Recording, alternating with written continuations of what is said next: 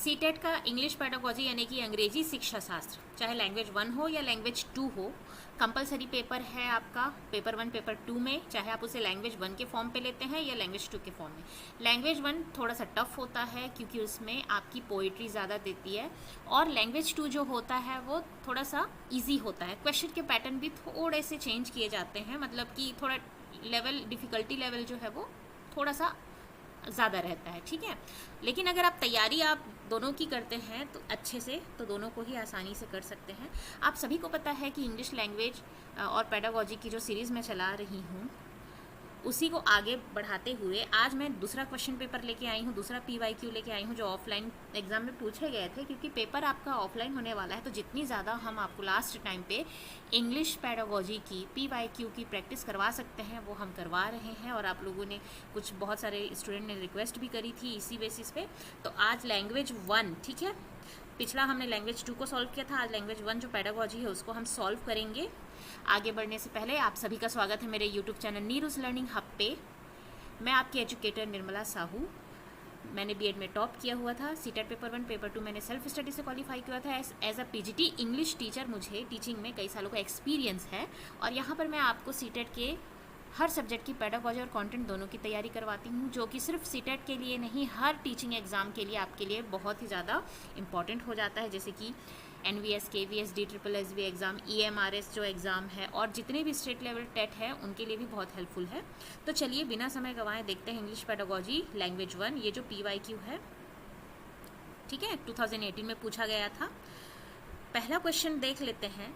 Answer the following question from 91 to 95, मतलब उससे पहले पैसेज और पोएट्री थी, ठीक है। यहाँ से जो क्वेश्चन पूछेंगे ये आपका कंप्लीटली पेडागोजी है, शिक्षा शास्त्र से रिलेटेड। क्लोज मीन्स, क्लोज जो होता है वो क्या होता है, मिसिंग पार्ट। जैसे कि एक पैराग्राफ इस तरह से दे दिया, उसमें बीच बीच में वर्ड्स को हटा देंगे, मिस कर देंगे, और उसको आपको फिल करना है, उसे हम क्लोज कहते हैं, ठीक है। क्लोज टेस्ट इसलिए कहा जाता है ना, तो उसे मिसिंग पार्ट, ठीक है। ये क्वेश्चन अलग फॉर्म में भी आ चुका है एक बार, मुझे जहाँ तक याद है, मैंने इसे अभी आपको कंटिन्यू जो सीरीज़ करा रही हूँ उसमें कहीं पे ये क्लोज टेस्ट का एक बार और क्वेश्चन आया था। तो ये इंपॉर्टेंट हो जाता है। क्लोज जो होता है, जैसे कि इस तरह से पैराग्राफ कर दिए, जैसे यहाँ पे खाली स्थान कर दिए, और मतलब लंबी पैराग्राफ है उसमें बहुत सारे वर्ड्स को वहाँ से डिलीट कर देंगे और इस तरह से खाली स्थान कर देंगे, और आपको उसे भरना पड़ता है मिसिंग पार्ट को, उसे क्लोज टेस्ट कहा जाता है, ठीक है। नेक्स्ट हम देख लेते हैं। The last stage of writing is, ठीक है। राइटिंग की जो लास्ट स्टेज होती है वो क्या होती है, तो वो एडवांस राइटिंग होती है, क्योंकि 3 ही स्टेज होते हैं। प्री होता है, प्री राइटिंग जो आप जिसे फ्री राइटिंग कहते हैं, ठीक है।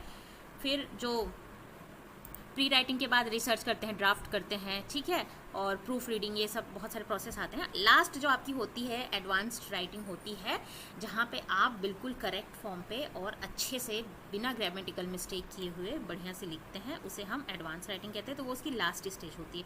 नेक्स्ट हम देख लेते हैं the procedure of alphabetical method. जो अल्फ़ाबेटिकल मैथड ABC ये सब जो आप पढ़ते हैं उसका जो प्रोसीजर है वो कैसे शुरू होता है, तो सबसे पहली बात ABCD ये सब पढ़ते हैं तो वो लेटर से स्टार्ट होता है।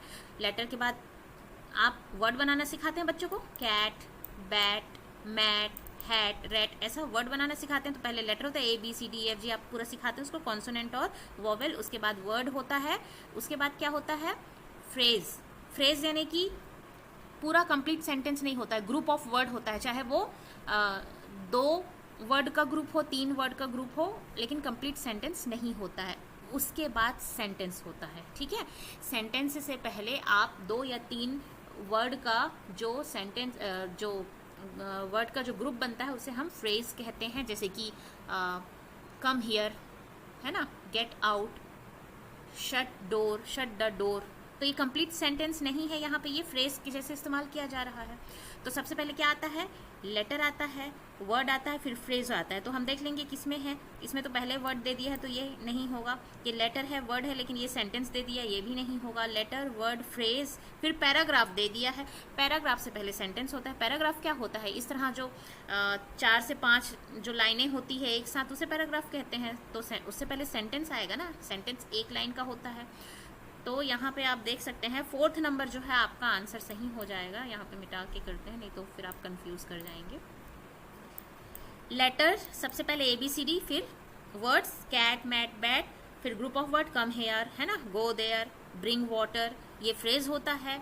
उसके बाद सेंटेंस, है ना, हाँ कैसे sentence, I eat food, I go to market, you go to school, you are writing, ये सेंटेंस हो गया। तो ऐसा सीक्वेंस चलता है आपका, तो ये प्रोसीजर होता है।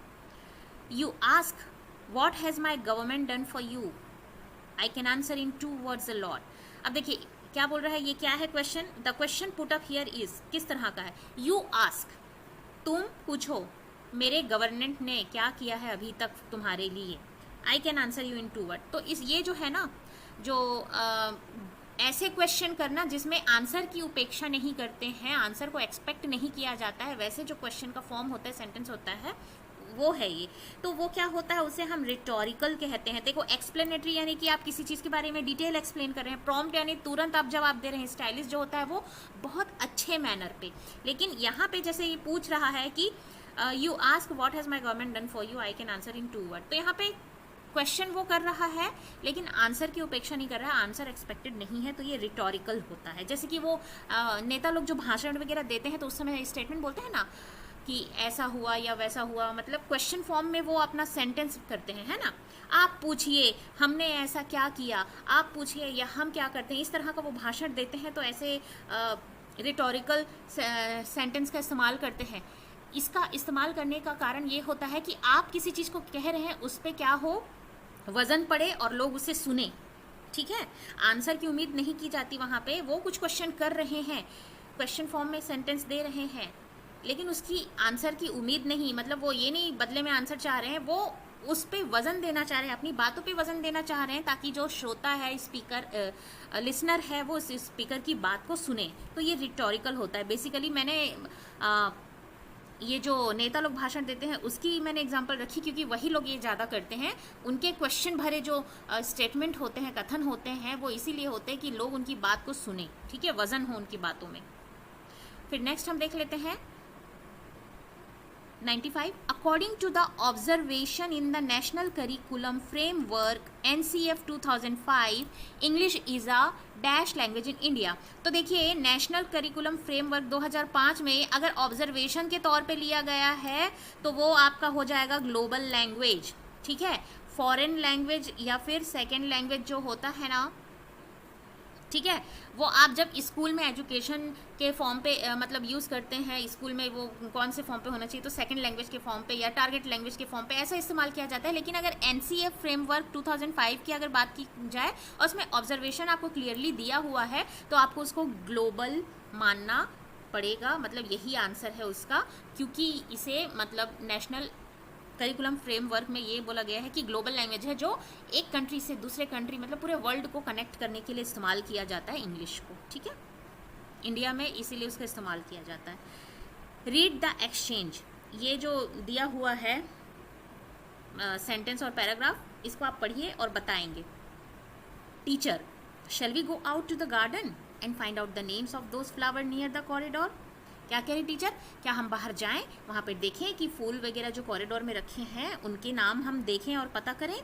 तो स्टूडेंट क्या कहते हैं, येस येस येस। टीचर कहती है येस मैम प्लीज़। तो वो क्या बता रही हैं, मैम ये येस, आप येस येस या फिर ये नहीं बोल सकते, आपको क्या कहना है, येस मैम प्लीज़, ऐसे करके बच्चों को करेक्ट कर रही है। हियर द टीचर आर, अब यहाँ पे टीचर क्या कर रही हैं, तो टीचर क्या कर रही हैं, relate the language function with politeness, मतलब यहाँ पे बता रही है ना, बच्चे क्या कह रहे हैं, येस येस ये, तो ये करेक्ट नहीं है, पोलाइटनेस के साथ नहीं आप बड़ों के साथ बात कर सकते हैं ऐसे, आपको क्या करना है, येस मैम प्लीज़, है ना।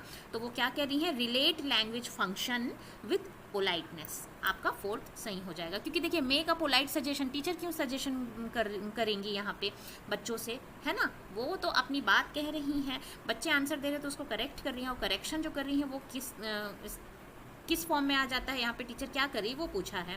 और यहाँ पे कंफर्म द स्टूडेंट रिक्वेस्ट, तो स्टूडेंट रिक्वेस्ट कर रहे हैं उसको कंफर्म करी, यहाँ पे भी नहीं, यहाँ तो टीचर ही खुद कह रही हैं कि हम चलते हैं वहाँ पर, देखते हैं, फूलों के नाम करते हैं, फूलों के नाम जानते हैं। बच्चे यहाँ पे येस ये बोल रहे हैं इम्प्रॉपर वे पे, तो टीचर उनको करेक्ट करी, येस मैम प्लीज़, तो उनको सिखा रही है कि पोलाइटनेस के साथ आपको लैंग्वेज फंक्शन को कैसे इस्तेमाल करना है। विच one of the following help in learning the second language without using printed text. Second language यानी कि आपका क्या हो गया, टारगेट लैंग्वेज यानी कि इंग्लिश, ठीक है। यहाँ पर इंग्लिश लैंग्वेज में इंग्लिश की बात की जा रही है। तो इंग्लिश लैंग्वेज यानी कि सेकेंड लैंग्वेज को सिखाने के लिए बिना प्रिंटेड टेक्स्ट के आप किस चीज़ का इस्तेमाल करेंगे और वो क्या होगा। तो देखिए, ग्रामर ट्रांसलेशन मेथड में आप बुक लेके आप उसको पढ़ा रहे हैं, उसको ट्रांसलेट कर रहे हैं, इसमें टेक्स्ट की ज़रूरत है। सिचुएशनल अप्रोच ये नहीं होगा, नेचुरल अप्रोच ये भी नहीं यहाँ पे काम आएगा। सेकंड लैंग्वेज सिखाने के लिए ये दोनों का कोई काम नहीं, ये तो ऐसे ही एलिमिनेट हो गया। ग्रामर ट्रांसलेशन में आपको बुक वगैरह और उसको कराने की ज़रूरत पड़ती, क्योंकि आप स्ट्रक्चर पे ज़्यादा ध्यान देते हैं, एक्यूरेटनेस पे, एक्यूरेसी पे ज़्यादा ध्यान देते हैं। यहाँ पर लैंग्वेज इमर्जन होगा।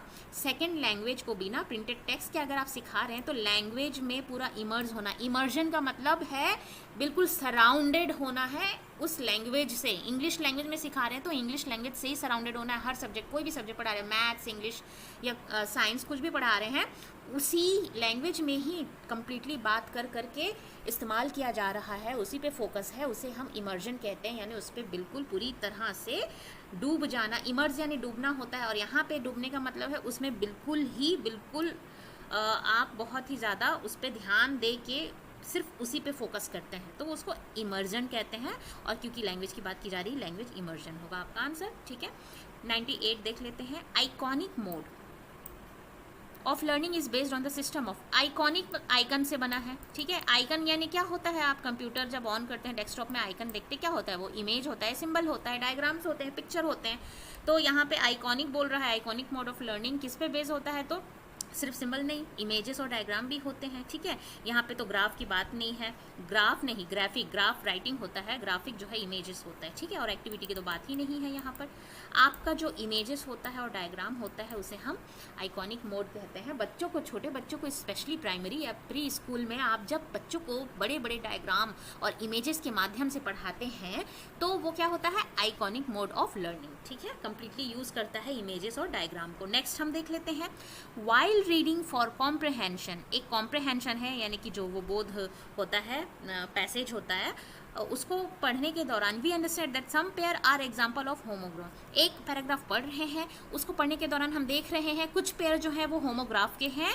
विच one of the following is a homograph. तो इनमें से 4 ऑप्शन में से आपको देखना है कौन सा होमोग्राफ है। तो सबसे पहली बात है, होमोग्राफ क्या होता है, होमो यानी सेम, ग्राफ यानी रिटन फॉर्म। तो ऐसे शब्द जिसकी जो स्पेलिंग है वो सेम होगी, वो बोलने में फोनिटिकली मतलब साउंड उसका जो है या प्रोनाउंसिएशन है वो डिफरेंट होगा, मीनिंग तो डिफरेंट होगा ही, ठीक है। दो एक जैसे दिखने वाले या लिखने वाले वर्ड या साउंड वाले वर्ड कभी सेम मीनिंग नहीं हो सकते हैं, ठीक है। तो यहाँ पे होमोग्राफ का मतलब है एक जैसे स्पेलिंग वाले वर्ड जिसकी मीनिंग अलग है, जिसका साउंड अलग है, इनमें से आपको ढूंढना है। तो सबसे पहली बात तो आप एलिमिनेशन मेथड से करेंगे। ये मेल स्पेलिंग अलग है, हट जाएगा। ये वार्म है, ये वॉर्म है, ठीक है, ये भी हट जाएगा। लीड और ये डेड, ठीक है, ये भी हट जाएगा। अब यहाँ पे देखिए, ये LEAD, एक है लेड, एक है लीड। स्पेलिंग बिल्कुल सेम है दोनों की, LEAD। एक को आप कैसे प्रोनाउंस करेंगे, लेड यानी मेटल होता है, धातु। एक होता है लीड यानी गिव डायरेक्शन, जो डायरेक्शन देता है। तो यही आपका होमोग्राफ है, स्पेलिंग उसकी सेम है, मीनिंग अलग है, ठीक है। क्लियर है आपको। वैसे मैंने आपको होमोग्राफ, होमोनीम, होमोफोन समझाया है डिटेल में, आप सभी को पता है क्योंकि रिसेंट ही मैंने आपको पढ़ाया था। A sight word is a vocabulary item. Sight word क्या होते हैं, सबसे पहले समझ लेते हैं। साइट वर्ड वो वर्ड होते हैं जिसे हम देखते ही एकदम मतलब बिना एनालाइज करना, डिकोड करने की ज़रूरत नहीं है, समझने की, रिमेंबर करने की ज़रूरत नहीं, देखते ही साथ पहचान जाते हैं ये वर्ड है। तो हम छोटे बच्चों को सिखाते हैं प्री स्कूल में, पहले साइट वर्ड सबसे पहले शुरू करते हैं उनको। वर्ड जब वो सीखते हैं साइट वर्ड से स्टार्ट करते हैं। क्या होते हैं sight word, is, at, and, the, he, his, her, after, है ना, ये सब क्या होते हैं, साइट वर्ड। बच्चे भी उसको एकदम अच्छे से पहचान जाते हैं, उनको बिल्कुल डिकोड करने का या बहुत अंडरस्टैंड करने का, एनालाइज करने को उन्हें ज़रूरत नहीं पड़ता है। तो क्या होता है इसका मतलब, साइट वर्ड कैसे वोकेबलरी है, that the reader recognise and find meaningful on sight without complicated analyse करने की उसे ज़रूरत ही नहीं पड़ती है, देखते साथ पहचान जाते हैं। मीनिंगफुल जो उसके जो वर्ड्स होते हैं उसको देखते साथ समझ जाते हैं ना। ईज मतलब बच्चा पहचान जाएगा, हाँ ईज, एट, है ना, उसको समझना मतलब समझना ही नहीं पड़ेगा, उसको एनालाइज नहीं करना पड़ेगा कि ये ऐसा होता है, AT, एट है ये, इसका मतलब ये होता है, या AFTER मतलब आफ्टर है, ये होता है, ऐसा नहीं, वो देखते साथ पहचान जाता है, ये आफ्टर है, ये इज है, ये एज, एन है, एट है, ये वो ऐसे करके पहचान जाता है। एवरीडे वर्ड जो यूज़ होते हैं जिसको बच्चा हरदम देखता है वो साइट वर्ड होते हैं। तो इसी तरह से बड़ों के लिए भी होता है, जो हमारे लिए होता है ना, एवरी है, दिस, देन, नाउ, इस तरह से जो वर्ड होते हैं जो साइट वर्ड होते हैं जिसे देखते साथ हम पहचान जाते हैं, हमें डिकोड या एनालाइज करने की ज़रूरत नहीं पड़ती है। तो ये आपका सेकेंड नंबर आंसर सही हो जाएगा। ठीक है, नेक्स्ट हम देखते हैं Which one of the following method is suggested for teaching grammar at primary level? Primary level में ग्रामर टीचिंग करने के लिए कौन सा मेथड बेस्ट होता है? बहुत सिंपल सी बात है, इंडक्टिव मेथड होता है। इंडक्टिव मेथड जो होता है वो प्राइमरी लेवल पे इसलिए इम्पॉर्टेंट होता है क्योंकि वो एग्जाम्पल से शुरू कर आप बच्चे को रूल तक लेके जाते हैं। ठीक है, जब आप छोटे बच्चे को पढ़ाएंगे तो पहले एग्जाम्पल देंगे, उसके बाद उसके रूल्स को समझाएंगे, है ना। और वही उल्टा होता है कि कोई सेट फॉर्मूला है, वो उस फॉर्मूले के साथ आप पूरा ब्रेक करके सिंथेसाइज करके आप एग्जाम्पल तक पहुंचते हैं, वो डिडक्टिव होता है। तो वो बड़े बच्चों के लिए होता है जहाँ पे हाइपो डिडक्टिकल रीजनिंग की ज़रूरत पड़ती है, हाइपोथेटिकल रीजनिंग की ज़रूरत पड़ती, वो डिडक्टिव मेथड होता है। ये बड़े बच्चों के लिए होता है। प्राइमरी लेवल यानी छोटे बच्चे, मतलब एग्जाम्पल से ही आप उसको समझाना शुरू करते हैं। जैसे कोई नया लेसन पढ़ाया तो उसके प्रीवियस नॉलेज को कनेक्ट करेंगे एग्जाम्पल देके, फिर करंट जोड़ते जोड़ते उसको जो पढ़ाना है वहाँ पे लेके आएंगे, तो वो इंडक्टिव मेथड होता है। और बच्चों को आपको पढ़ाना है प्राइमरी लेवल पे तो इंडक्टिव मेथड बेस्ट होता है, क्योंकि ये एग्जाम्पल से मतलब नोन से अननोन की ओर लेके जाता है। ठीक है, नेक्स्ट हम देख लेते हैं 102 फ्लावर एंड हेज, है ना। ये लोग क्या है, इंग्लिश लैंग्वेज में इन्होंने प्रतिपादित किया हुआ था ये लोग। ठीक है, flower and has regarded which one of the following skill as problem creating and solving skill. Problem creating और उसको सॉल्व करने का जो स्किल है उसके बारे में फ्लावर और हेज ये जो हैं, इन लोगों ने किस बारे में बात करी थी, इन्होंने राइटिंग के बारे में फोकस किया था। जैसे कि नॉम चॉम्स्की है हमारे, स्टीफन क्रिशन है, इसी तरह से ये फ्लावर और हेज भी थे जिन्होंने इंग्लिश राइटिंग स्किल पे ज़्यादा फोकस किया था। इन्हीं के द्वारा क्रिएटिव जो राइटिंग है उसका जो कॉन्सेप्ट आया कि राइटिंग स्किल जब डेवलप होती है तो क्रिएटिव राइटिंग का भी कॉन्सेप्ट उन्होंने दिया था कि बच्चे ऐसे क्रिएटिव राइटिंग इमेजिनेशन के थ्रू, अपनी कल्पना शक्ति और तर्क शक्ति के थ्रू वो कर सकते हैं बहुत सारे आइडियाज़ के साथ। तो उन्होंने किस पे ध्यान दिया था, राइटिंग पे। ओके, नेक्स्ट देख लेते हैं find out the function word from the following. Function word आपको फाइंड आउट करना है। फंक्शन वर्ड क्या होते हैं, जैसे कि जॉइनिंग वर्ड, कनेक्टर्स होते हैं, प्रीपोजिशंस होते हैं, ये फंक्शन वर्ड होते हैं। ठीक है, जिसके मीनिंग इंडिपेंडेंट मीनिंग नहीं होते हैं, वो जॉइनिंग वर्ड जैसे काम करते हैं, कनेक्टर का काम करते हैं, प्रीपोजिशंस वगैरह वर्ड है वैसे काम करते हैं। तो यहाँ पे देख सकते हैं चैंपियन, हैंडसम, सीजिंग, इसके तो मीनिंग निकलते हैं। ये लेक्सिकल मीनिंग वाले वर्ड जो होते हैं वो लेक्सिकल वर्ड होते हैं। तो ये यहाँ पे फंक्शन वर्ड नहीं है। एंड जो है जॉइनिंग वर्ड है ना, एंड, नॉर, ई, और ये जो और भी कनेक्टर्स जो होते हैं ये सब क्या हो जाते हैं, फंक्शन वर्ड होते हैं, जो जोड़ने वगैरह का या प्रीपोजिशन का काम करते हैं, उन्हें हम फंक्शन वर्ड कहते हैं। तो फोर्थ नंबर सही हो जाएगा। नेक्स्ट हम देख लेते हैं what do you mean by review. Review करना मतलब क्रिटिकल एनालाइज करना, क्रिटिकल इवेल्युएट करना। रिव्यू यानी समीक्षा, जिसे आप हिंदी में कहते हैं समीक्षा करना। तो समीक्षा कब करते हैं, क्रिटिकल जब आप इवेल्युएट करते हैं उसी को ही हम रिव्यू करना कहते हैं। तो यहाँ पे ऑप्शन में देख लेते हैं, सिर्फ इवेल्युएशन नहीं होगा, यहाँ पे क्रिटिकल इवेल्युएशन दे दिया है सेकेंड नंबर। असेसमेंट, इवेल्युएशन और गैस ये नहीं होगा। ठीक है, समीक्षा, रिव्यू करना मतलब किसी चीज़ को फिर से दोबारा आप देखेंगे और उस पर आप क्या करेंगे, अपना पॉइंट देंगे, उसे हम क्रिटिकल इवेल्युएशन भी कहते हैं, जिसे हिंदी में समीक्षा कहते हैं। Content words are called, content word को और क्या कहा जाता है, तो कंटेंट वर्ड जो होते हैं वो लेक्सिकल वर्ड होते हैं, जिसे हम कंटेंट वर्ड भी के नाम से जानते हैं। लेक्सिकल वर्ड क्या होते हैं, जिसकी मीनिंग होती है, अपनी इंडिपेंडेंट मीनिंग होती है। वाटर यानी पानी, है ना, वाटर क्या है, पानी। ठीक है, अब ये जो कंटेंट वर्ड होते हैं, जो लेक्सिकल वर्ड होते हैं, बेसिकली लेक्सिकल वर्ड को थोड़ा आपको समझाते हैं। लेक्सिकल वर्ड अपना इंडिपेंडेंट मीनिंग रखता है, चाहे उसका फॉर्म चेंज हो जाए। जैसे एक एग्जांपल देती हूँ आपको, बुक। ठीक है, बुक एक वर्ड है, इसका क्या मीनिंग है, ये एक लेक्सिकल वर्ड है, इसका मीनिंग है बुक यानी किताब। तो बुक अभी यहाँ पे नाउन का काम कर रहा है, किताब। अब जब अगर इसको वर्ब के फॉर्म पे लेंगे हम, बुक करना, बुक द टिकट या बुक द होटल रूम, तो क्या मतलब हुआ, वर्ब हुआ। यहाँ पर उसका ये जो बुक का मीनिंग है वो यहाँ पे वर्ब का कैसे काम कर रहा है, क्योंकि यहाँ पे क्रिया के फॉर्म पे यूज़ किया गया है यही वर्ड को। तो देखिए इंडिपेंडेंट है, जब नाउन के फॉर्म पे यूज़ कर रहे हैं तो नाउन का काम कर रहा है, वर्ब के फॉर्म पे यूज़ कर रहे हैं तो वर्ब का फॉर्म। जैसे कि गिव मी सम वाटर, मतलब मुझे पानी दो, तो पानी यहाँ पे नाउन का काम कर रहा है। वाटर द प्लांट, तो वाटर द प्लांट यानी कि प्लांट में पानी दे दो, तो यहाँ पे वर्ब का काम कर रहा है। एक जगह वर्ब का काम कर रहा है वाटर, एक जगह नाउन का काम कर रहा है। तो यही होता है लेक्सिकल वर्ड, जिसका अपना इंडिपेंडेंट मीनिंग होता है, जहाँ पे वो जैसे होता है उसका इस्तेमाल उस तरह से होता है, और उसी लेक्सिकल वर्ड को हम कंटेंट वर्ड कहते हैं। तो आंसर आपका सेकंड नंबर सही हो जाएगा। तो आई होप यहाँ तक आपका जो भी मैंने आपको समझाने की कोशिश की है आपके डाउट्स क्लियर हुए होंगे। वीडियो अगर आपको हेल्पफुल लगी हो तो प्लीज़ लाइक शेयर सब्सक्राइब ज़रूर कीजिएगा, कमेंट करके ज़रूर बताइएगा क्लास कैसी लगी। और ये आपका पेडागोजी यहाँ से ख़त्म हो गया है, और यहाँ से आपके फिर से पैसेज और पोइट्री शुरू हो गई है। क्योंकि ये लैंग्वेज 1 है, आप देख सकते हैं, तो थोड़ा सा क्वेश्चन का लेवल आप देख सकते हैं बिट डिफ़िकल्ट है, इतना ज़्यादा नहीं है। लेकिन लैंग्वेज 2 में अगर आप इंग्लिश चूज़ करते हैं तो थोड़ा सा ज़्यादा इजी होता है, वही रिपीटेड फॉर्म वाले क्वेश्चन होते हैं। क्योंकि लैंग्वेज 1 आपने ली है, दैट मीन्स आपका इंग्लिश मतलब अगर सब्जेक्ट है तो आपने लैंग्वेज 1 चूज़ किया है, तो वो थोड़ा सा डिफ़िकल्टी लेवल थोड़ा सा हाई होगा। तो इस तरह से आज हमने ये इंग्लिश लैंग्वेज 1 का जो है PYQ सॉल्व किया 2018 का। अगर मैं आशा करती हूँ आपको जो मैंने समझाया है समझ में आई होगी। क्लास अगर आपको यूज़फुल और रिसोर्सफुल लगी है तो लाइक शेयर सब्सक्राइब जरूर कीजिएगा। तब तक के लिए पढ़ते रहिए, आगे बढ़ते रहिए। Thanks for watching, thank you.